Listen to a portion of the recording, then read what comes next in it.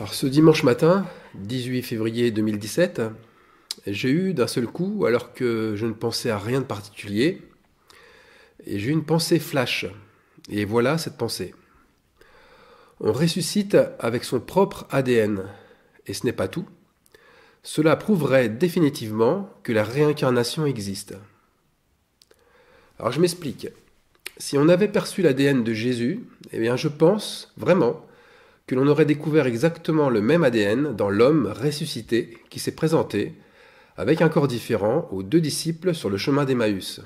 C'était en fait Jésus qui se présentait une seconde fois avec un corps différent.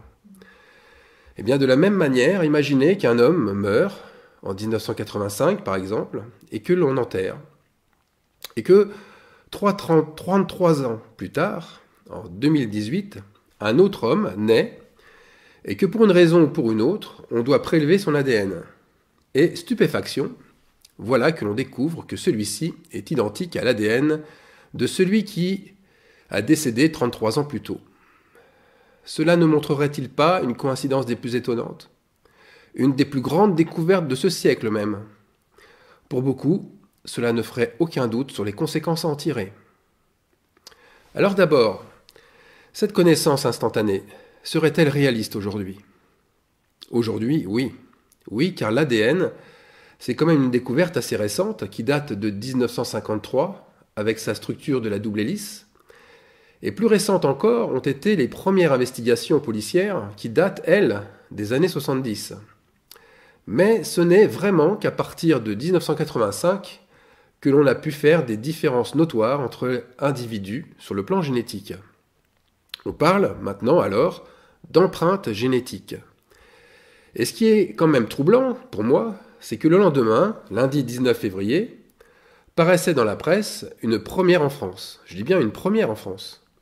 Le premier poilu, soldat de Verdun, identifié, 102 ans plus tard, grâce à son ADN. On a su, grâce à des ossements retrouvés sur les lieux, qui était ce soldat, son nom, son prénom et toute son histoire. Alors en ressuscitant, l'ADN reste-t-elle collée à l'âme ou l'ADN est-elle tout simplement une partie de l'âme? Est-ce la banque d'informations de notre âme? Cela aussi me semble ne faire aucun doute.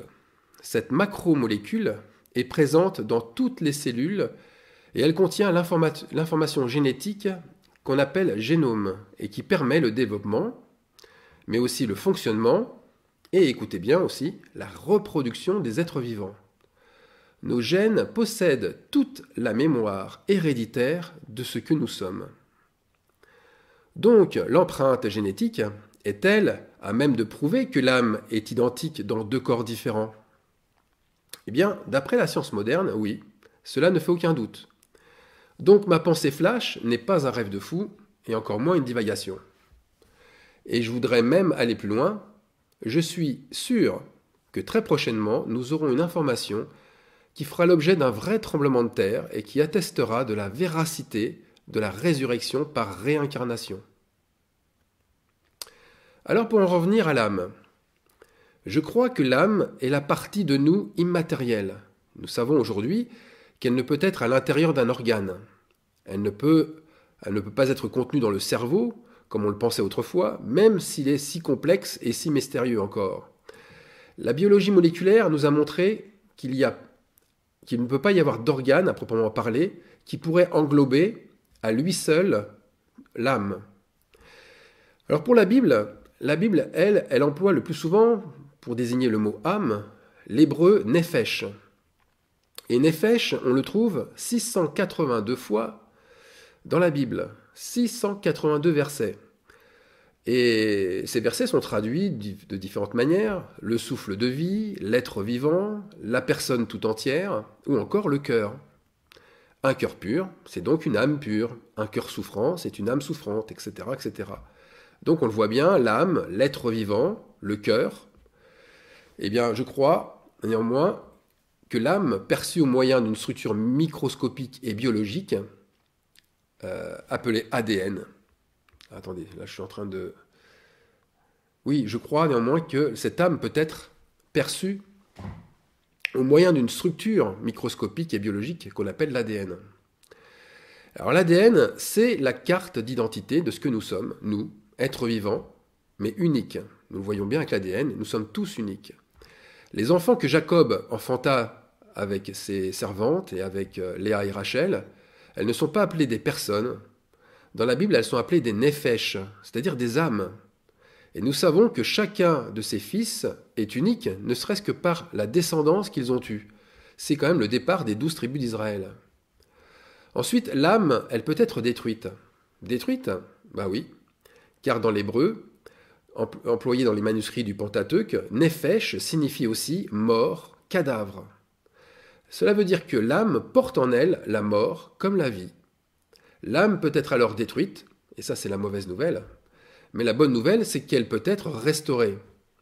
Donc le principe de la résurrection est attaché à l'âme. On va lire pour ça Psaume 19, verset 7. La loi de l'Éternel est parfaite, elle restaure l'âme. Le verbe restaurer. En hébreu, c'est shob, qui signifie bien sûr restaurer, mais dans le sens de reconstruire. Et bien sûr, nous avons là l'œuvre première de la repentance. Mais il y a aussi une autre notion développée par l'hébreu, et c'est celle de faire revenir. Dans le deuxième livre de Samuel, 2 Samuel 12, 23, le roi David prie pour l'enfant de Bathsheba qui est mort. Et il emploie ce même mot, shob, pour dire « Maintenant qu'il est mort, puis-je le faire revenir ?» David aurait pu dire tout autant « Puis-je faire revenir son âme dans son corps ?» Shob, c'est le même mot aussi qui est employé dans 1 Roi 17, 21, où Élie évoque l'Éternel pour faire revenir, donc là aussi, faire revenir l'âme de l'enfant dans son corps. Alors, l'âme après la mort a deux possibilités de migration. Soit elle part en captivité, en enfer, ou bien, comme elle a atteint son stade de maturité, qu'elle est débarrassée de toutes ses scories, elle part au paradis, un lieu de repos, un lieu de paix, de plénitude en Dieu.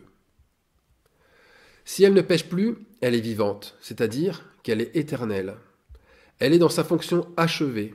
Et l'expression qu'on emploie en France, ne pas être fini, et à mon sens, cette expression qu'on emploie un petit peu à tort et à travers, c'est néanmoins une juste image de ce qu'est une âme qui est encore assujettie au mal. Cette âme, elle n'est pas finie. L'âme, à ce moment-là, n'est plus vivante, mais elle est mourante. Elle est inachevée, et il n'y a rien d'inachevé qui rentrera au ciel. Mais alors, l'âme qui pêche mourra. Ça, c'est ce que nous dit Dieu par la bouche d'Ézéchiel. C'est-à-dire que l'âme qui n'évolue pas, ou qui n'évolue plus depuis son état d'origine, l'âme, à ce moment-là, est séparée du divin, et elle sera retranchée. Elle sera mise au feu, c'est-à-dire à nouveau éprouvée. Donc l'âme a pour vocation, si elle n'est pas purifiée, de revenir sur terre pour l'être. Et ça, c'est l'idée que je développe depuis de nombreux messages maintenant. Alors revenir où? Revenir oui, mais revenir où? Eh bien, ce qui est indispensable de bien comprendre, c'est que l'âme séparée d'un corps, ne peut s'exprimer et ne peut se révéler.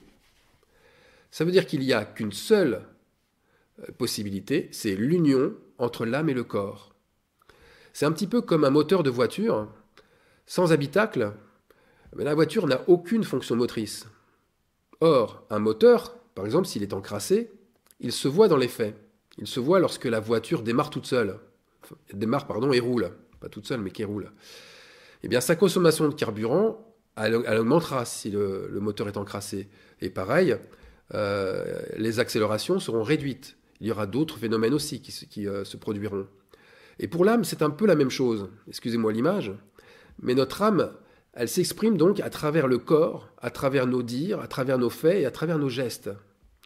Donc, notre corps, il est le révélateur de notre âme. Notre corps révèle si notre âme est mourante ou si elle est vivante. Si mon âme est vivante, alors mon corps est un temple. Mon âme sanctifie mon corps. Et ça, c'est le temple du Saint-Esprit. C'est ce que dit Paul dans 1 Corinthiens 6, 19. Jésus-Christ a cette vocation de venir sauver une âme mourante. Il a cette fonction de sauveur et de purificateur. Mais beaucoup, malheureusement, souffrent. Beaucoup souffrent car ils ne se placent pas ou ils ne persévèrent suffisamment pas assez longtemps pour hériter de l'état d'une âme pure. Alors je crois que c'est l'Esprit de Dieu qui donne vie à l'âme. Et c'est pourquoi, à l'origine, nous avons tous été créés par le même Père céleste. Mais voilà, notre création est incomplète. Elle est incomplète et nous sommes venus nous incarner sur terre pour finir notre formation, pour l'accomplir. Et personne ne peut accomplir sa formation sans passer par Jésus-Christ, sans passer par le Fils unique, le Rédempteur, le seul chemin. Par ailleurs, nous avons aussi, avant de nous incarner, nous avons aussi pris une décision dans notre âme, j'aimerais plutôt dire notre âme et conscience, concernant l'obéissance à notre Père. Si désobéissance il y a eu, eh bien, cela retarde inévitablement l'état d'accomplissement de notre âme et peut même l'anéantir. Alors que l'obéissance et la persévérance, elles entraînent toutes deux, au contraire, sa réalisation complète et définitive. Ça veut dire que l'âme accomplie correspond exactement au disciple accompli. Notre âme est alors semblable à celle de notre Maître, à celle de notre époux céleste, puisque lui aussi en possède une. Néphesh, c'est aussi un mot hébreu employé pour désigner l'âme de Dieu, Lévitique 26, 30. Donc nous sommes faits à sa ressemblance, selon son modèle. Et son modèle est pris dans le sens comme il est lui. Puisque la traduction hébraïque, démout, ne signifie pas image, mais bien une réalité. Quel peut être son modèle sinon celui de son âme ? Notre Père ne possède et ne veut aucune image ou représentation dans le ciel. Le seul modèle qu'il a laissé à Moïse, et qu'on lit d'ailleurs dans le Lévitique, eh bien ce modèle, c'est celui de son âme. C'est-à-dire, c'est ce qu'il aime et c'est ce qu'il a en horreur, ce qui l'irrite le plus. Tous ces mots, amour, horreur, irritation, eh bien ces mots sont joints au néphesh, sont joints à l'âme, et on lit ça à chaque fois dans la Bible. Alors comment intervient la mémoire de notre âme? Et comment est-elle véhiculée par l'ADN? Alors avant tout, Dieu, pour nous expliquer une réalité céleste, qui est invisible, met en parallèle non pas une image, mais une réalité terrestre qui est visible, elle. La mémoire est invisible, mais elle a une importance capitale, puisque son rôle, c'est de stocker l'information.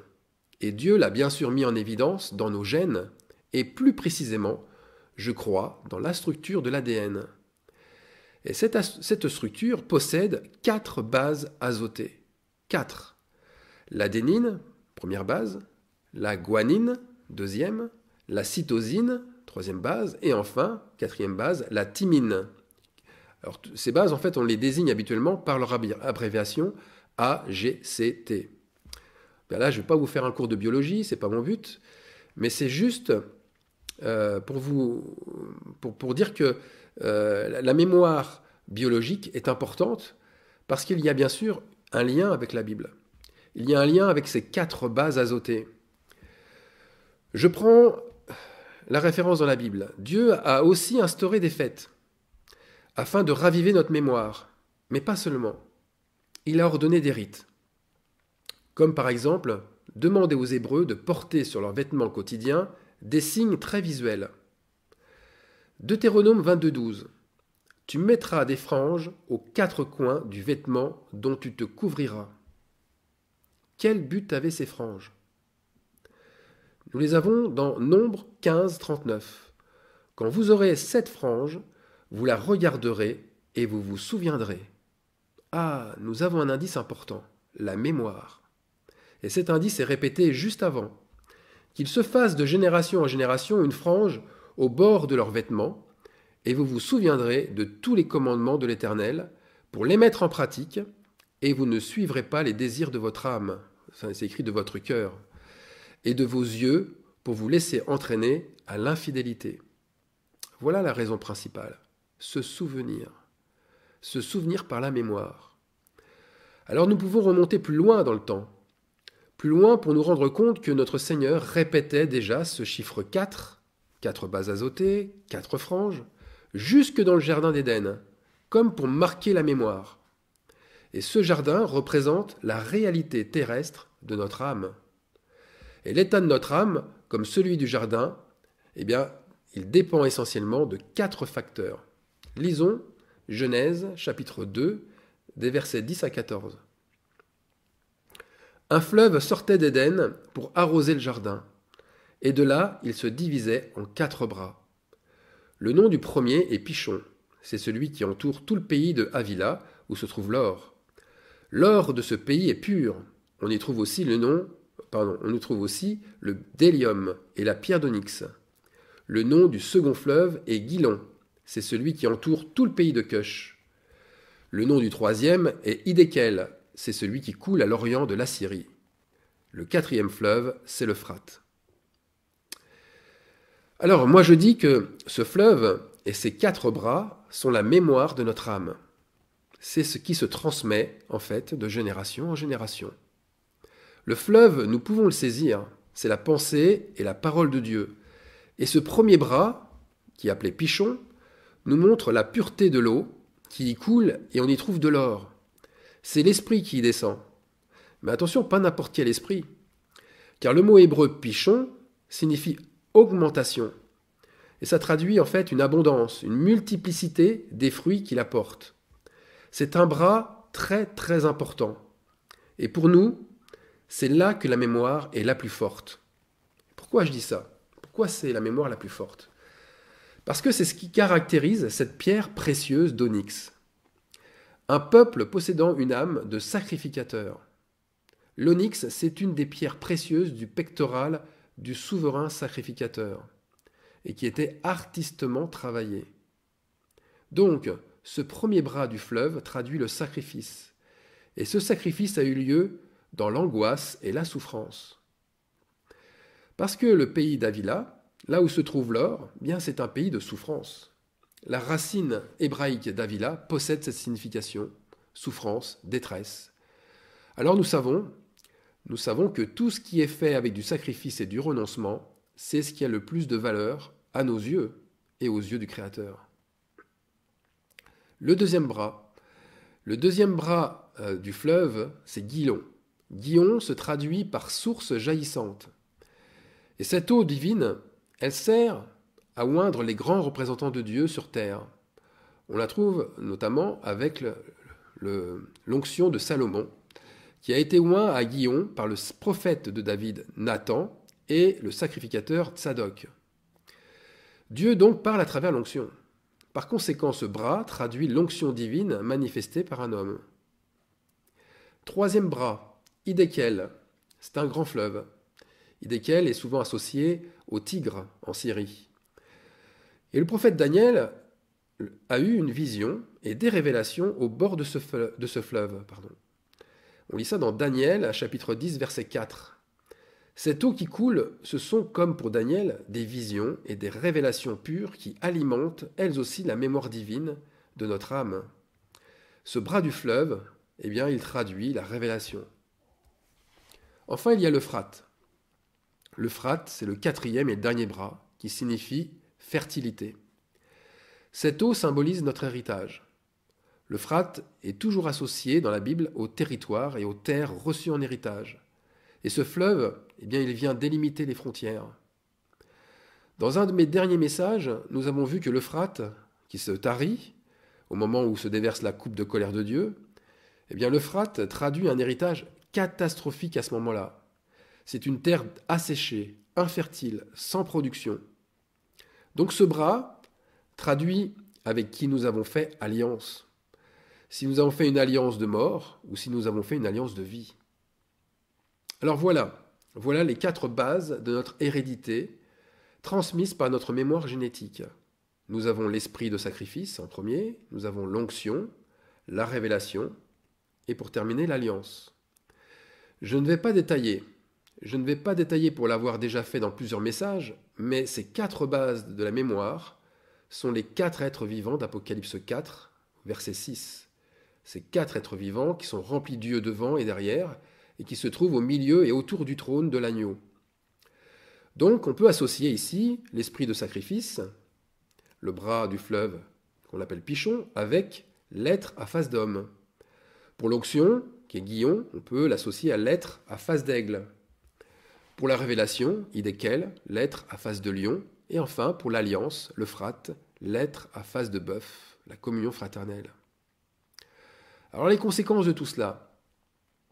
Les conséquences, c'est que l'hérédité, elle peut être luxuriante, parce qu'elle est faite en esprit, dans l'esprit de Dieu, ou au contraire, l'hérédité peut être désertique, maladive, parce que l'eau de ses fleuves ont été asséchées ou empoisonnées. Et le jardin d'Éden, qui est quand même la représentation terrestre de notre âme, n'a pas encore été n'a pas encore une fois été gardé, bien gardé. Rappelons-nous notre mémoire. Notre mémoire principale est alimentée par les 4 bras du fleuve, qui sont eux-mêmes alimentés par le Saint-Esprit.